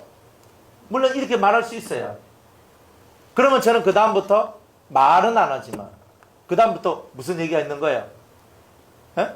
하나님께서 너는 너가 고쳐야 될 일은 안 하고 저 사람이 무슨 말한다고 너는 얘기하니까 너는 저 오목사를 통해서가 아니라 다른 사람을 통해서 내가 말을 하겠다. 그런데 그것은 더 크고 더 위력적이고 더 센 말들이 나가야 될 것이다. 이제 이렇게 나오게 되는 거야. 더 고통스러워요. 그러니까 이런 이야기들이 있다 이 말이에요. 그러니까 여러분이 그리스도인은요, 뺨을 탁 맞아도요, 제가 맞을 놈입니다, 이렇게 마음을 품어야 돼요. 내가 몸이 너무 피곤하고 아픈데 누가 나보고 집사님 저하고 저까지만 좀 같이 가주시면 안 되겠습니까? 저 너무 무섭고 너무 힘이 들어요. 그래요. 거기까지만 가면 되겠습니까? 나도 몸이 아파. 허리가 아프고 다리가 아프고 힘이 들어. 그렇지만 그래요. 그 사람이 나한테 부탁하는 거에 대해서 뭐 이렇게 불쌍히 여기고 가엾게 여기는 거예요. 그래가지고 탁 붙들고 같이 갑시다. 거기까지만 가면 됩니까? 제가 보니까 여기까지 가니까 저까지까지 같이 가야 될 것 같은데. 뭐 그건 그렇지만 집사님도 많이 힘들잖아요. 괜찮습니다. 진짜 자기는 아프고 힘든데도 괜찮습니다. 하고 가서 쫙 해주는 거예요. 그게 예수제이라. 우리는 남들하고 살아가는 방법이 다르잖아요. 때렸다고 내가 때리는 사람이 아니라, 남이 날 욕했다고 내가 남을 욕하는 사람이 아니라, 남이 나를 비방했다고 내가 그를 비방하는 사람이 아니잖아요. 예수님이 도살장에 끌려가는 어린 양과 같이 살았잖아요. 그러니까 그런 삶을 우리가 살아가는 게 예수의 삶인 거예요. 그런 삶을 살아갈 때 저와 여러분들 앞에는 진실한 하늘의 복이 쌓여지는 거 아니겠습니까? 오늘도 우리는 그렇게 살아가야 됩니다. 근데 목사님 왜 맨날 좀 뺨 얘기 맨날 하십니까? 우리가 그렇게 살아야 되기 때문에. 맨날 원수를 사랑하라고 왜 그러십니까? 우리가 정말 그런 것을 잘해야 되니까. 산상수훈에 나오는 가장 중요한 메시지가 바로 그 메시지예요. 정말 하나님을 사랑하고 사람을 사랑하는 법. 그죠? 성령은요, 사람을 들이치거나 들이까지 않아요. 성령은 항상 사람을 불쌍히 여기라고 얘기를 해요. 내가 원하는 것은 예배가 아니다, 제사가 아니다. 내가 원하는 것은 너희가 사람들에게 자비를 베풀고 인자함으로 그를 대해주는 것이다. 이런 거예요. 그러니까 이걸 가지고 있어요. 여러분이 신앙생활 한다는 건 뭐냐? 여러분이 정말 하나님을 안다는 건 뭐냐? 이런 거예요. 이런 것에서 벗어나면 우리가 적그리스도가 되는 것은 순식간이에요. 그리스도 반대편에서 그리스도를 향해 돌 던지는 자가 되는 거예요. 그러니까 그리스도의 길을 걸어가라. 항상 그 길로 가라. 속히 될 일이라 그랬어요. 자, 이제 2000년이 요한계시록이 써진 지 그건 이제 1900년이 넘었죠. 그건 2000년이 다 됐거든요. 2000년이 다 된 이 시점에서 아직도 예수님은 안 오고 오시리를 하는 그 예수님, 우리가 생각할 때 2000년 엄청 길잖아요. 안 그래요? 주님 2000년. 아니 속히 온다 켜놔놓고 2000년 다 됐는데 왜 안 오십니까? 따질 수 있어요 없어요? 있지. 성경에는 속히 온다 그랬잖아요. 근데 왜 안 와? 빨리 오셔야죠. 세상 빨리 만드셔야죠. 새롭게 만드셔야죠. 그런데 성경은 속히라는 말을 써요. 그 왜 이런 말들이 나오냐면 두 가지 이유가 있어요. 하나님적 개념하고 우리 사람적 개념에서 두 가지 의미가 있어요. 속히라는 의미가. 첫 번째 속히는 뭐냐면 베드로후서 3장 8절 말씀에 하나님 앞에서 하루가 우리에게는 천년과 같은, 이것을 절대 잊지 마라. 우리의 천년이 하나님 앞에서는 하루라는 것을 잊지 마라. 그러니까 2000년이 지났지만 주님은 뭐냐? 내가 이틀 만에 보내겠다. 이 뜻이란 말이에요. 이틀 만에. 총 인생 스토리가 6일이죠. 그죠? 성경은 창조를 6일 동안 했고 하루는 안식했잖아요. 그런 것처럼 하나님 개념에 7일 창조인 거예요. 하나님은 7일 창조, 우리는 7000년. 이런 거예요. 그러니까 지금 하나님이 창조를 7000년 동안 창조를 하셨어. 왜? 하나님께서 성경에 딱 한 번 하나님께 하루가 우리에게는 1000년이라고 말씀하셨기 때문에 그 말씀을 의지해서 우리가 저 하나님의 하루, 히브리 말로 요음이라고 얘기하는데 하나님의 하루가 우리에게는 1000년과 같다. 그러니까 하나님 입장에서는 이틀 만에 그죠? 혹은 6일 만에, 시작해서 6일 만에, 아담이 타락을 해서 6일 만에 하나님께서 예수님을 보내주는 거고, 예수님이 오셨기 때문에 오신 그날로부터 시작해서 2000년 정도거든요. 그죠? 대충 2000년, 좀 더 되지만은, 그러나 그 2000년 정도 어느 때가 되면은 예수님을 보내주시는 거예요. 근데 그 날을 한 이틀, 구약 4일, 신약 2일이거든요. 대충 요렇단 말이에요. 그러다 보니까 하나님 보실 때는 이틀 만에 보내는 거니까 빨리 보내는 거예요? 늦게 보내는 거예요? 빨리 보내는 거예요. 속히 보낸다는 것은 하나님 입장에서는 속히 보낸다는 입장. 근데 우리 입장은 어때요? 아직까지 하고 있잖아요. 근데 우리 입장은 뭐예요? 우리 입장에서의 속히는 뭐예요?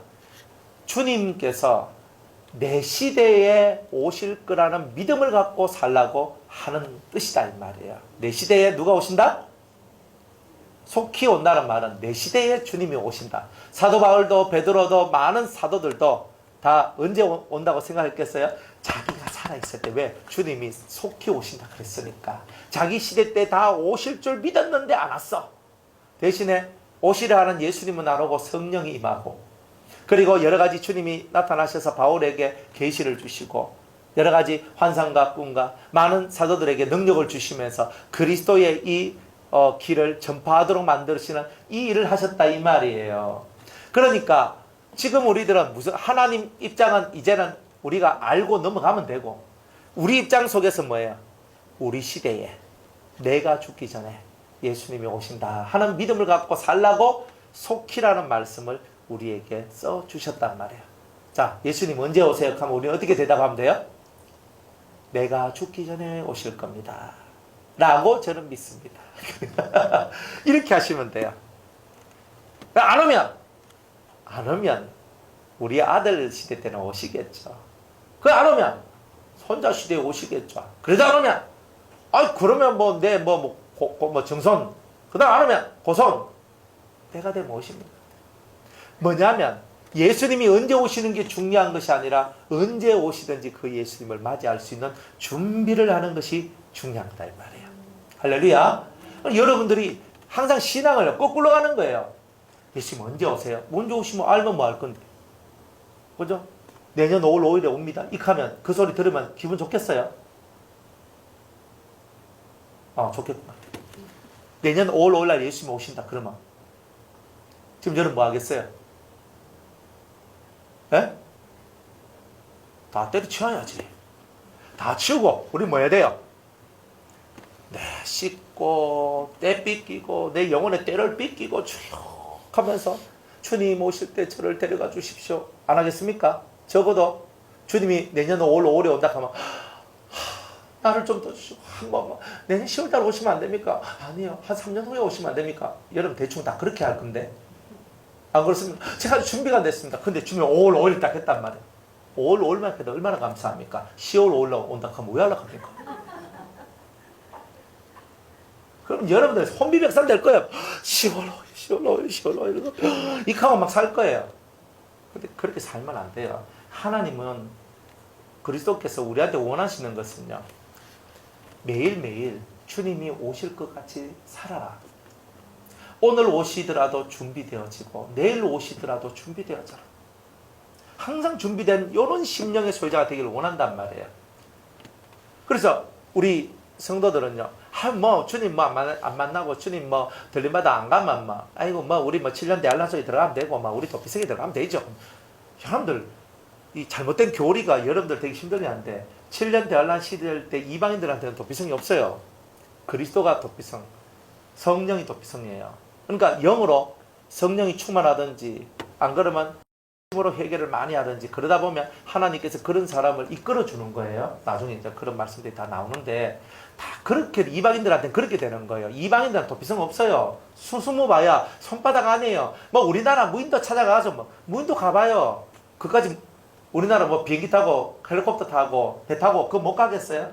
무인도가 어디 있어? 무인도가 있어도 사람이 들어가면 사람 들어가서 살아가는 흔적들 때문에 그거 다 찾아와요. 잡아 죽인다고. 내가 깊은 산에 들어간다 할지라도 얼마나 좋은데 위성으로요 탁 내리 쏴버리면은 사람들 다 보입니다. 이 지금 세상 과학이 어마어마하게 발달되어 있거든요. 그러니까 우리가 어디 숨을 데도 없어요. 진짜 중요한 건 하나님께서 가리워주지 아니하시면 살 수 없는 게 우리예요. 그러나 도피성은 이스라엘 사람들한테는 도피성이 있어요. 우리의 도피성은 우리의 믿음, 우리의 신앙, 성령의 역사, 은혜 이런 것이 우리의 도피성이고, 이스라엘 사람들은 실제로 극심한 환란 속에 들어가기 때문에 몇몇 사람들을 뽑아가지고 도피성이 높고 그리스도에 대한 교육을 해야 될 일이 있어요. 그러니까 마지막 때 그 일 때문에 이 도피성이 있는 거, 우리한테는 도피성이 없다. 그러니까 지금 신앙생활 잘하고 지금 말씀 개념 잘 받고 지금 여러분이 똑똑하게 살아야지, 뭐 도피성 하는 것 자체가 이미 주님을 믿는 믿음으로부터 많이 벗어나 있는 거예요. 우리는 도피성이 없어. 그러니까 이거를 확고하게 깨닫고 가야 되는 거예요. 그러면 그걸 어떻게 합니까? 이제 요한계시록을 통해서 여러분들이 쭉 읽다 보면 그런 흐름과 그런 뜻이 나온다 이 말이에요. 그러니까 그렇게 이제 잘 한번 읽어보면서 도피성 얘기나 여러 가지 이제 때에 대한 얘기들이 성경 속에서 말하고 있는 이 뜻이, 요런 말이 요런 뜻이다 하는 것을 정확하게 이해하고 저와 여러분들 그렇게 살아가야 된다. 그러니까 신앙은요, 어떤 개념을 갖고 있느냐에 따라서 신앙적 삶이 완전 달라져요.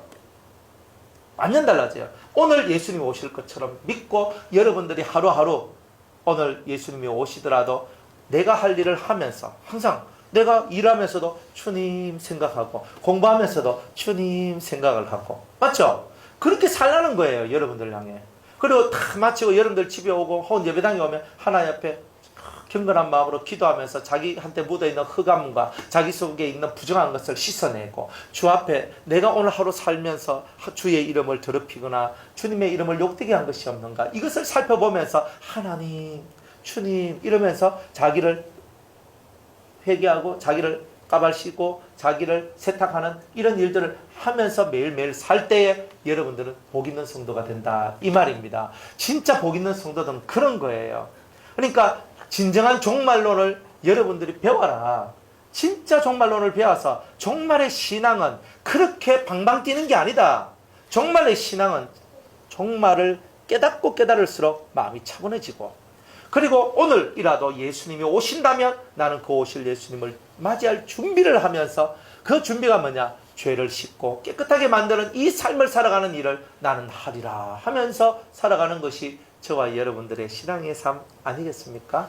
그러니까 이런 신앙의 삶을 살아가는 것이 진짜 복 있는 자의 삶입니다. 복은 어디서 오느냐? 제대로 알고 제대로 깨달아야 제대로 된 삶이 오는 거예요. 내가 제대로 삶을 못 살아도 알기 때문에 고쳐나갈 수 있어요. 맞죠?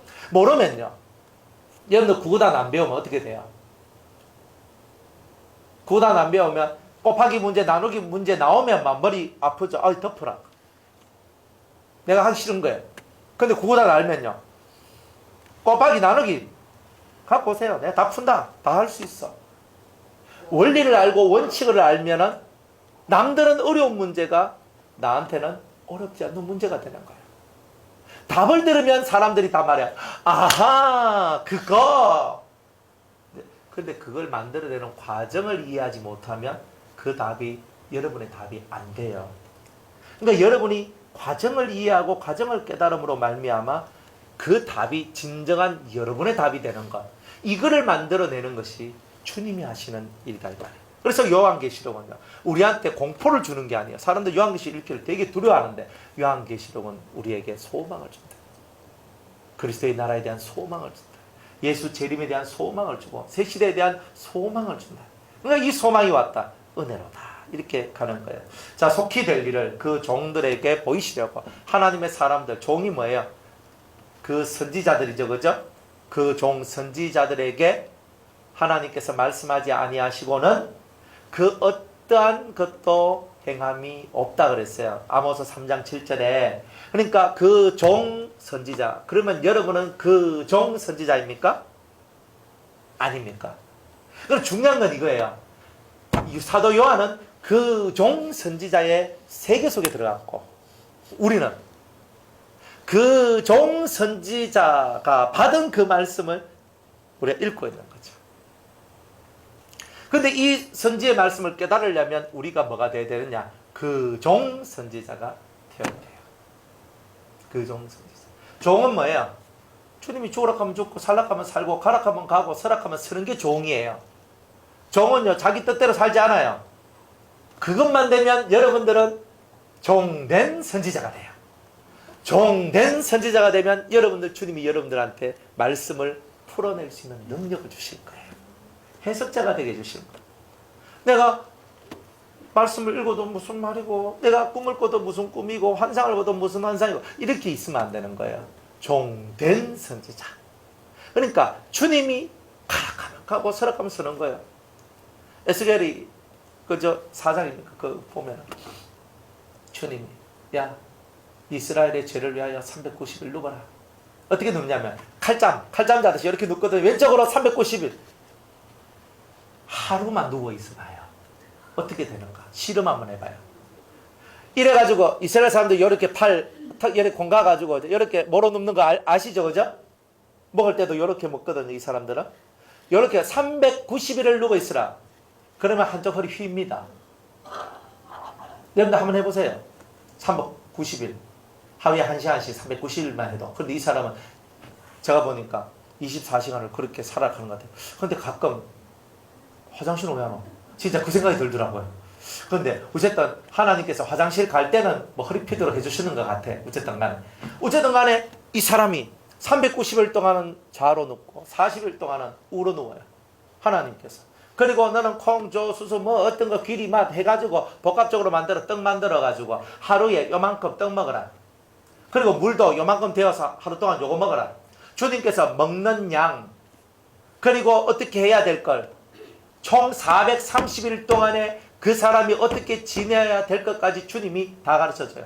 근데 그 종 선지자는 어떻게 해요? 주님 430일 동안 내가 왼쪽으로 오른쪽으로 눕고 있으면 제 허리가 나갈 건데요. 제가 막 이러면 제가 막 주의 일을 하기도 힘들고 430년 동안에 제가 다른 사람 깨우치고 다른 사람들 위해서 기도해주고 다른 사람들 위해서 말씀 전하고 이게 더 훨씬 더 나은 거 아닙니까? 우린 이렇게 얘기할 수 있어요. 근데요 이 에스겔은요 그대로 해요. 딱 한 가지 하나님하고 이제 타협을 보는 게 있어요. 저는 한 번도 이때까지 부정한 것을 먹은 적도 없고 부정한 것을 가까이 한 적도 없습니다. 인분으로 구워 먹는 거 이거는 하지 말게 없었어요. 그래서 소똥으로 구워 먹어요. 그 소똥 마른 소똥 있잖아요. 그리고 인분은 사람의 똥은 부정해요. 왜? 사람이 잡식이고 사람 속에 있는 더러운 것이 있는 그런 아마 그 때문에 인분은 더럽다고 생각한 것 같아요. 근데 소똥은요 풀만 먹잖아요. 정말 충성하고 깨끗하잖아요. 그거는 안 더럽대요. 소똥은. 그래서 소똥으로 굽는 것을 한다 그랬어요. 그거 하나 빼놔놓고는요 주의 뜻대로 그대로 다 해요. 그게 주의 종된 선지자의 모습입니다. 할렐루야. 여러분들이 그런 선지자가 돼야 돼요. 주께서 말씀하시면 그대로 아멘. 주님께서 하라 하면 하는 거. 그런 사람이 돼야 돼요. 실패할 걸 두려워하지 말고 꼭 우리는요 달란트 한 달란트 받은 사람 같이 내가 이거 잃어버리면 주인 오실 때 내가 엄청 요거도 먹을 텐데 아이고 막 그냥 땅에 숨겨놓자 이런 사람 주님 싫어해요. 실수를 해도 일하다가 실수하는 거는 다 맞아요. 주를 위해 충성되게 살다가 실수하고 주를 위해 충성되게 살다가 잘못되게 실수하고 에러 나오고 주님은 그런 건 맞아요. 근데 일 안 하고 덮어두고 가만히 있는 사람은요 주님이 악하고 게으른 종이라고 하는 거예요. 그러니까 여러분들 하나님 앞에 쓰임받을 수 있는 일이 있으면 무조건 하세요. 안 해도 상관없어요. 누군가는 해요. 주님이 날 쓰신다. 감사함으로 하세요. 내만 하고 내만 하면 어때? 내만 복 받는데. 아니, 남이 안 하는 건 내가 하니까 내가 복 받는 거 아니에요? 사고의 발상이 사고의 전환이 필요하다니까요. 사람들은 무엇이 내가 많이 하는 것이 엄청 손해인 것처럼 생각하는데 그러면 주님도 슬퍼해요. 내가 많이 한다는 말은 뭐예요? 내가 복도 많이 받는다는 뜻 아닙니까? 내가 많이 하면 주님이 나를 훨씬 더 기뻐하실 거 아닙니까? 내가 하고 저 사람이 안 해. 저 사람은 싫어하고 저 사람 미워할 거 없어요. 하나님이 나보고 복 받으라 하시는구나. 나보고 은혜 주시려고 하시는구나. 이렇게 생각하고 여러분 살면 되는 거예요. 물론 힘들지. 그러나 사고의 전환이 필요한 거예요. 예수 믿는 사람은. 안 그래요? 내가 고난을 받아요. 아, 나를 깨닫게 하시려는구나. 이렇게 생각하면 고난도 평안해져요. 우리 남편이 술 먹고 들어가 또 지랄병 했네 하면서 저 지랄병 하는 인간 이거 오다가 확 넘어지고 그냥 안 좋은 생각 죽어버리고 어떻게 하고 이런 생각 가지지 말고 하나님 그래도 저 남편이라도 있는 게 얼마나 감사합니까? 어떤 분은 그래요. 일평생 남편이 그렇게 애를 먹였대. 돈도 안 벌어도 주고 맨날 지 마음대로 하고 막. 그리고 아내가 돈 벌어서 갖다 주면요, 기분 되게 좋아하고, 돈 안 갖다 주면 막 쌍심지 들고 막 이렇게 있는 거예요. 그래 세월이 지났어. 세월이 지나니까 그 아내가 그 남편 보고 이거지 남자 빨리 안 죽나 하고 이렇게 할 줄 알았는데 그렇게 안 하고 저한테 이렇게 고백을 하는 거예요. 목사님, 저 사람이 살아있는 것만 해도 감사합니다. 제가 그 얘기를 듣고요 놀랐어요. 저 살아온 삶이 만만치 않은데 어떻게 저런 말을 할 수 있을까? 여러분, 신앙이라는 게 뭐냐? 빨리 뒤져버리고 없어버리고 뭐 사라져버리고 뭐 이런 게 아니라니까요. 신앙은 뭐냐? 내 일평생 나를 고생시키고 힘들게 해도 당신이 내 옆에 계심이 감사합니다. 이런 마인드를 가지는 것이 뭐냐? 신앙생활이다 이 말이에요. 지금은 잘 안 되더라도 그런 마인드를 먼저 가지세요. 그러다가 그런 사건이 나왔을 때 주여, 그래도 찌랄병하는 저 남편이 있어서 감사합니다. 뭐 이렇게 그죠? 뭐 찌랄병하는 저 아내가 있어서 감사합니다. 뭐 이렇게 감사합니다 하세요. 처음에는 찌랄병 이런 말도 쓰지만 나중에는 주님이요, 그래도 저 남편이 있어서, 그래도 저 아내가 있어서 너무 좋습니다. 이렇게 말할 수 있는 사람이 되어야 됩니다. 주님, 제가 좀 나태해질라 하니까 저 남편을 통해서, 아내를 통해서 한 번째 옆구리를 쑤시니 얼마나 감사합니까? 이렇게 받아들이는 거죠. 물론 쉽지 않죠. 맨날 당하면. 근데 그게 신앙이라는 거예요. 이런 개념을 갖고 사는 게 진짜 백이다. 그래서 그 종 선지자들에게, 어떤 종한테? 요런 종한테, 그죠? 찔러도 아무 소리 없는 그 사람한테 주님은 말씀을 주신다는 거예요. 내 소리가 많이 나오면 주님의 은혜가 오지 않고, 내 소리가 사라지면 주님의 은혜가 오더라 이 말이에요. 그러니까 그 종 선지자한테 주시는 거예요. 여러분들이 오늘 그 종 선지자가 되시면 이 요한계시록 이미 쓰여진 이 말씀을 해석할 수 있는 능력을 주실 것이니, 여러분들이 이런 삶을 살 때 여러분들은 복 있는 사람이 됐다, 이렇게 말할 수 있는 거예요. 그 천사를 그 종 요한에게 보내어 지시하신 것이라. 요한은 그 천사가 왔어요. 천사가 와가지고 예수 그리스도의 말씀을 전파합니다. 요한은 하나님의 말씀과 예수 그리스도의 증거 곧 자기의 본 것을 다 증거하였느니라.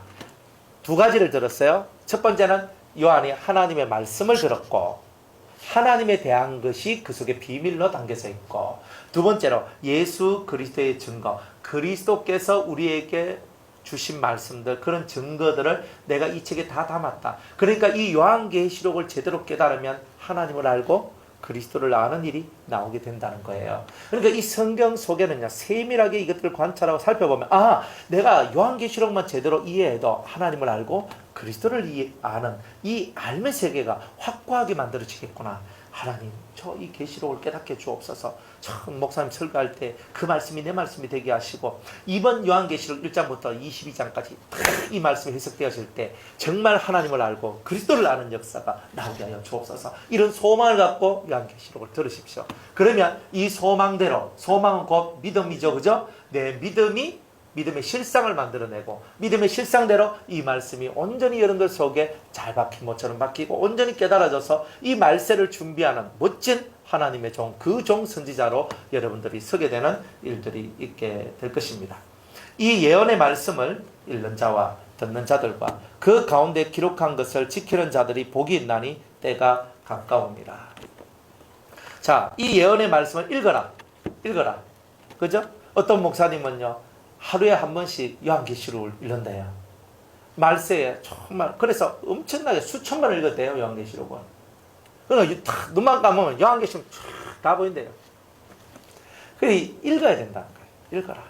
그래서 읽는 것은 뭐냐? 두 가지 차원인데, 내 눈으로 읽는 것, 그죠? 읽는 거예요. 읽는 것. 그러나 읽는 것은 눈으로 읽고 내 심령에 깨달음을 얻는 것, 이걸 보고 읽는 것이다 한다. 두 번째, 듣는 자들이다. 듣는 자에 대해서 얘기하거든요. 듣는 자는 뭐예요? 지금 이렇게 여러분의 설교를 듣는 거예요. 그죠? 듣고 깨닫고 읽고 깨닫고. 사람은 두 가지를 합니다. 근데 뭐가 먼저 선행되냐면, 읽고 깨닫고가 먼저 되는 게 아니고 듣고 깨닫는 것이 먼저 돼요. 듣고 깨닫는 것이 먼저 돼요. 그래서 여러분들이 먼저 들음으로 말미암아 깨달음의 문이 열려지고, 그 들음으로 말미암아 열려진 깨달음의 문을 통해서 여러분들이 이 성경을 읽을 때에 여러분들의 마음의 심령의 문이 활짝 열려서 이 말씀들이 깨닫게 되는 일들이 나오게 됩니다. 그리고 그 가운데 기록한 것을 지키는 자들이 복이 있다. 말씀은 지켜야 복이 있다. 항상 말씀은 듣고 읽는 것으로 끝나면 그것으로 머리만 키워요. 항상 실천하라. 오늘도 실천하는 저와 여러분이 되길 바랍니다. 한 가지를 듣고 한 가지를 들어도 그 한 가지를 실천하라 이 말입니다. 실천이 없으니까 신앙이 망하는 거예요. 실천 안 하니까 신앙이 자라질 않는 거예요. 어떤 사람들이 신앙이 성장하다가 딱 정체되어 있어. 대부분 이유가 뭐냐면요, 실천하는 면에서 하나님 앞에 걸려 있어요. 여러분들이 실천을 해야 돼요. 성경은 실천해야 돼요. 기도만 한다고 되는 게 아니라, 성경만 읽는다고 되는 게 아니라, 읽고 듣고 그 다음 뭐 해야 돼요? 실천하는 거예요. 이게 본디 성경의 원리가 듣고 읽고 실천하고, 그죠? 여기도 듣고 행하고 깨닫고 실천하라 그러잖아요. 앞에만 딱 붙여놨잖아요. 매일 여기 딱 오면 하나님 앞에 신고 기도하시고 한번 저거 딱 읽어요. 듣고 행하며 깨닫고 실천하자 딱 하는 거예요.